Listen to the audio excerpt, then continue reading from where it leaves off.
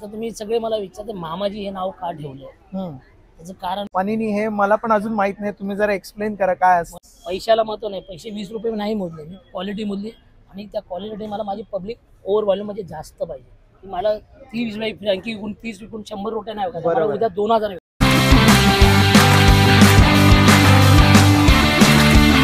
नमस्कार मित्रांनो, तुमचं स्वागत आहे माझ्या नवीन सिरीजमध्ये. त्याचं नाव आहे फूडी सागर. तर तुम्हाला नावावरूनच कळून आलं असेल, ही फूड रिलेटेड सिरीज असणार आहे. यामध्ये आपण एक बजेट फ्रेंडली फूड तुम्हाला कुठे कुठे अवेलेबल होणार आहे हे आपण सगळे कव्हर करणार आहोत. एक वेगळेपण म्हणजे आपण हॉटेल, रेस्टॉरंट आणि फूड स्टॉल ओनर आहेत त्यांची आपण एक मुलाखत घेणार आहोत. त्यांची सक्सेस स्टोरी आपण जाणून घेणार आहोत. जरा नवीन सुरुवात करूया या फूड सिरीजची. Let's go. तर मी आज आलेलो आहे मामाजी फूड स्टॉलला भेट देण्यासाठी, जे रुईया कॉलेजच्या समोर आहे. त्यांचं बेस्ट आहे पाणीनी, सँडविचेस, फ्रँकी आणि पिझ्झाज. खूप वेगवेगळ्या व्हरायटीचे त्यांच्याकडे अवेलेबल आहेत. तर आपण जाणून घेणार आहोत त्यांच्याकडे कोणते कोणते फूड अवेलेबल आहेत. चल या मित्रांनो.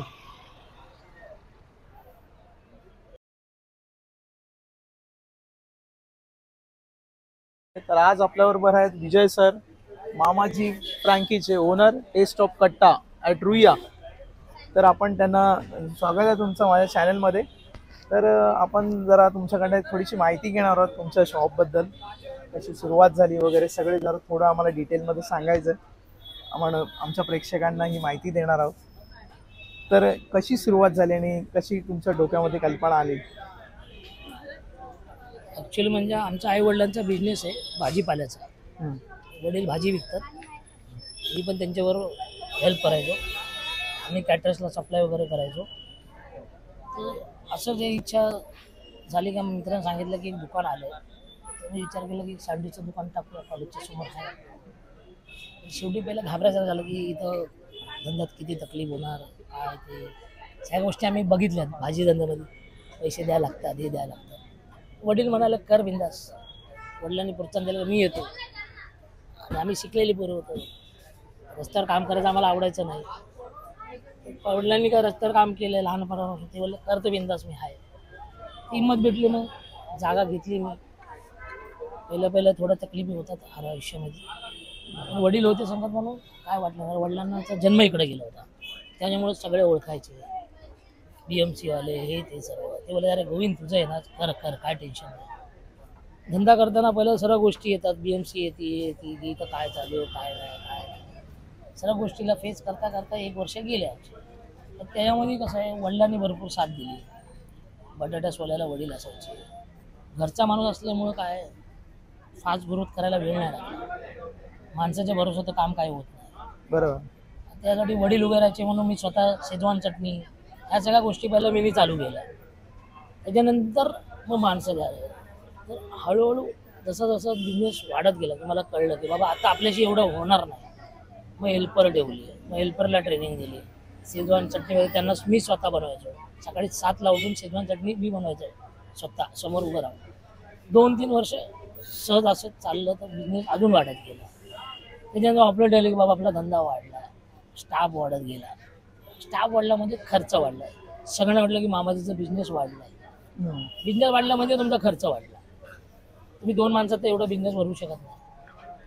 तसं तर मग वडील बोलले की आता तू सांभाळ, मी जातो. वडिलांनी वडिलांनी हिंमत दिली, त्यामुळे आज मी उभा आहे. ते तर ठीक आहे. आता तुम्ही सगळे मला विचारते मामाजी हे नाव का ठेवलं, त्याचं कारण मामाजी हे नाव म्हणजे माझे वडील भाजी विकतात.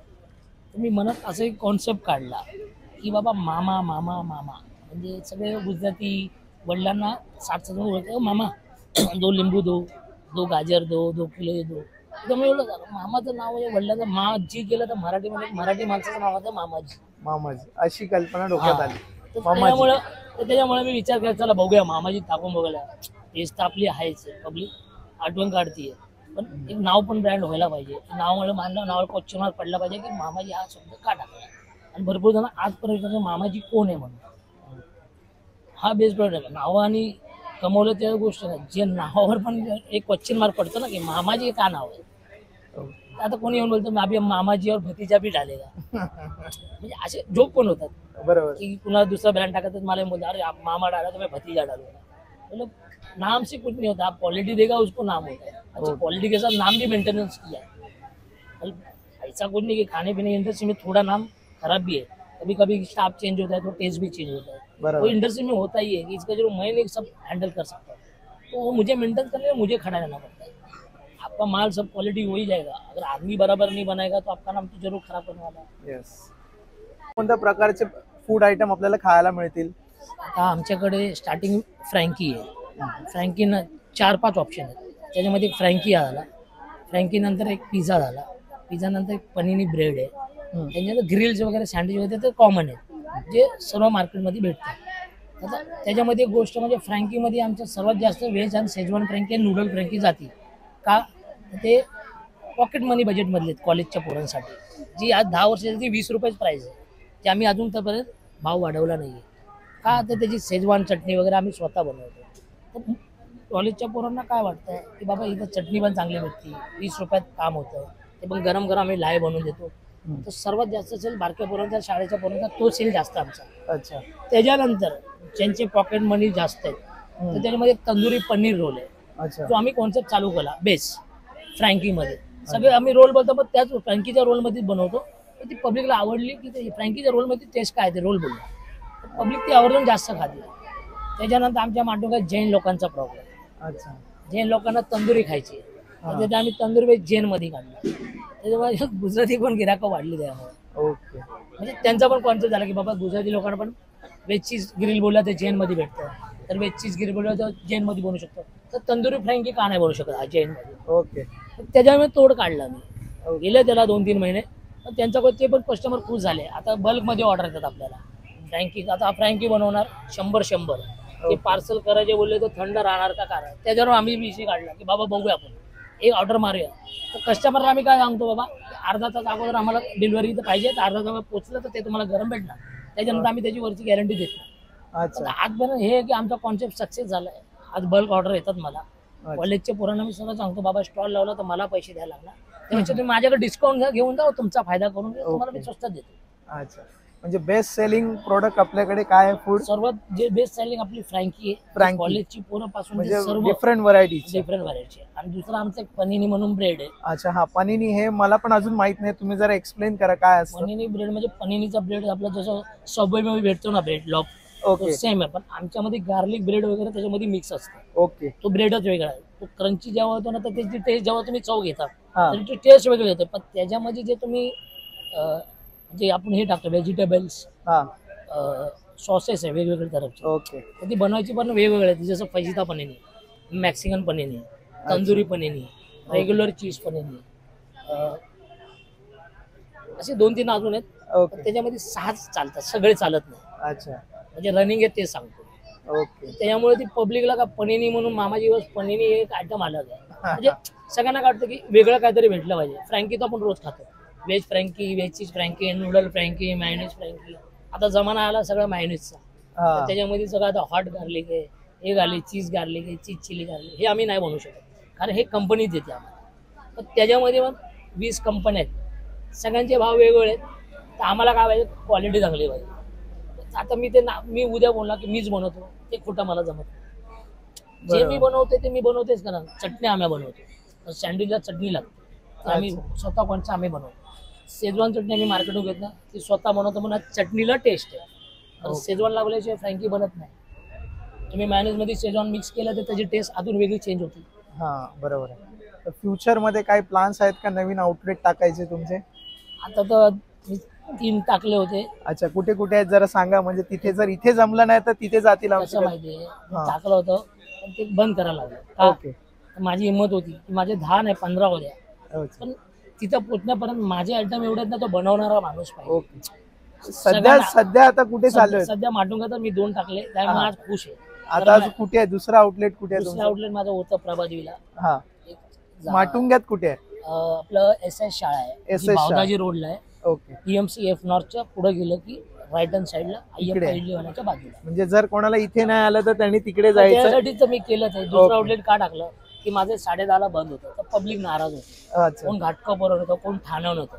तर मी त्यासाठी तिथं एक्सचेंज केला टाइम, तिथं 11:30 वाजेपर्यंत ठेवलं, म्हणजे 12 वाजेपर्यंत चालू होतं की अच्छा बाबा इकडची पब्लिक संपली की तिकडं जावा, त्यांना म्हणजे परत अपेक्षा नाही. आणि तिथं कॉन्सेप्ट काय झालं, तिथं 12 वाजेपर्यंत माझ्या बाजूला ज्यूसवाला आहे, हा. तर पब्लिकला ज्यूस पण प्यायला भेटतं.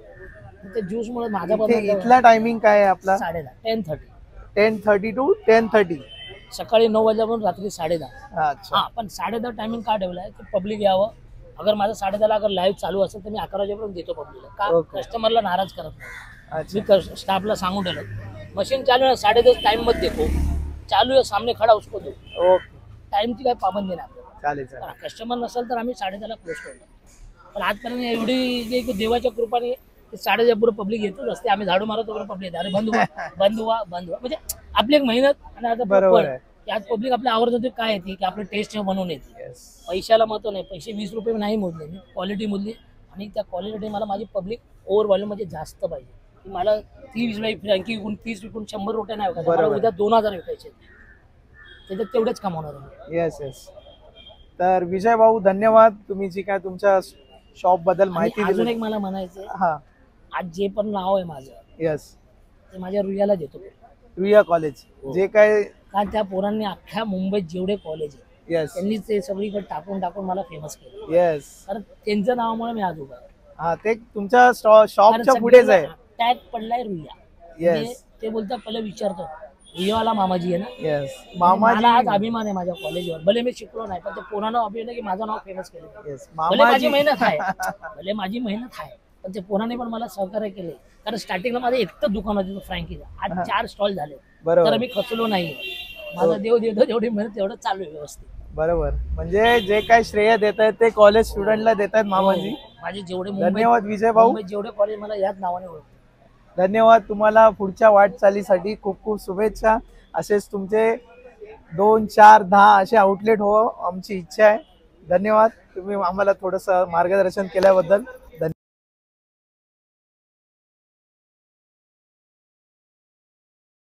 तर मी आता पाणीने टेस्ट केलेली आहे. तर विजय सरांच्या सांगितल्याप्रमाणे सँडविच आणि पाणीनी याच्यामध्ये खूप डिफरंट आहे. कारण पाणीनीचं ब्रेड आणि सगळे जे काय फ्लेवर्स आहेत ते खूप वेगवेगळे आहेत. तर तुम्ही नक्की ट्राय करा.